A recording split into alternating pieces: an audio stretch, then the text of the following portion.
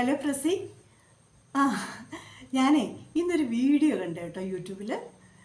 അതായത് നമ്മുടെ ഈ ആണുങ്ങളുണ്ടല്ലോ, ആണുങ്ങൾ സിഗരറ്റ് വലിക്കുന്ന ആണുങ്ങളുടെ പെനീസിൻ്റെ നീളം കുറഞ്ഞു പോകുമെന്ന്. ശരിക്കും ഇത് കേട്ടപ്പോൾ എനിക്കൊരു ഐഡിയ തോന്നി.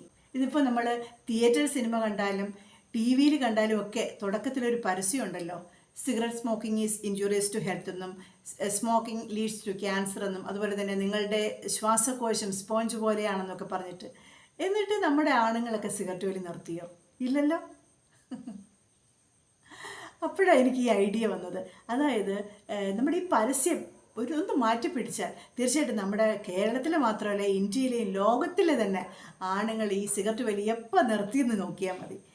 അതായത് നമ്മുടെ ഈ ഒരു സിഗരറ്റ് ദിവസേന വലിക്കുന്ന ആണുങ്ങളുടെ പെനീസിൻ്റെ നീളം 1 മില്ലിമീറ്റർ ദിവസേന കുറയുമെന്നും, ഒരു പാക്കറ്റ് സിഗരറ്റ്